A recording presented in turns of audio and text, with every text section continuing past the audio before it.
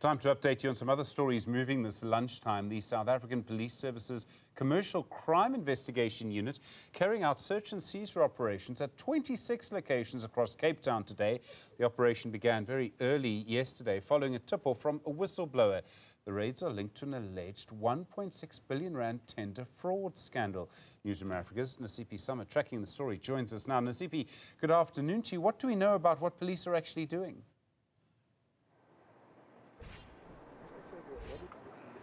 Well, information is still very thin, as I mentioned not too long ago when we spoke. But as you put it, whistleblower setting off a major anti-corruption, anti-fraud raid by the police's commercial crimes investigating unit, looking into a 1.6 billion rand corruption and fraud tender-linked investigation there. But I am now joined by Fadil Adams, who is from the National Coloured Congress. We understand that the NCC is represented within the City of Cape Town Council. But are you surprised by this recent raid by the police? You haven't been paying attention, have you, Nasiphi? The National Coloured Congress said it a year ago. This City of Cape Town, the Civic Centre, is one giant financial crime scene. We predicted that there'd be raids, and let me take it from me. 2 more big raids are coming. We've laid big charges against big people, and big heads are going to roll. Now, people act surprised when they get raided, and people act surprised when they get arrested. But remember, you've got a mayor that stood up to lie in front of full council about 243Q. You're dealing here with a city manager who promised you, the media, a forensic report that would detail the financial crimes of 243Q, but he never gave it to you. You people never held him accountable. We're dealing with a speaker here, Felicity Purchase, who's hidden the BAC report on 243Q. The BAC report is public information. It should be published on the city website. They've blocked people because they've got lots to hide.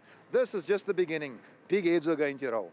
Talk us through some of these charges you speak of that you have laid as the NCC.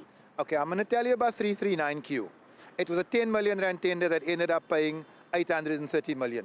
I'll tell you about 243Q. It was a 10 million rand tender paid to the same people, TCC, that ended up paying 400 million rand.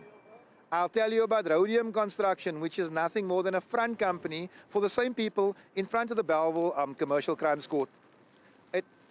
And we can pick it up. NCC can pick it up. The SIU here, headed by Alderman J.P. Smith, can't pick these things up. These people are either complicit or they are totally out of their depth. The police have called on for political parties to stay clear of the investigation. Do you see this as a warning shot to political parties or political heads? I need to ask the police if they're asking us not to do our jobs, which is all about accountability and political commentary. We're not going to interfere in the investigation at all. We want these people held accountable. We want these people jailed. You must remember something. This is the same administration that overcharges people for water, electricity and rates. But they're allowing their friends to steal hundreds of millions and billions. So we are not going to be quiet about it. We will respect the rule of law. We will respect the judicial process, but we're not going to be quiet about it. I mean, we don't know much about this raid that the police instituted, where they are saying that they confiscated or took electronic material as well. But they do indicate that 26 sites across the city, including the building behind us, Civic Centre, was raided. Do we know anything more? Do councillors of the NCC know anything more that has been communicated by the city? Contrary to what the DA will let you know, the NCC is not part of the investigation. We don't know anything more than what you know, except the charges that we have laid. Now, we have laid charges, I'm going to break it down for you, against transport, fleet management.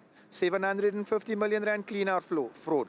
What do they do with the ED of the department? They move him, they shift him, they don't fire him, they don't discipline him, they shift him. We've laid charges against supply chain management. What do they do with the ED? They shift him, they move him, they don't fire him. In the housing directorate, the same thing. These people are thieves. If Ramaphosa is telling the country, learn from the DA, let me give the president a little bit of news. The DA is scallum.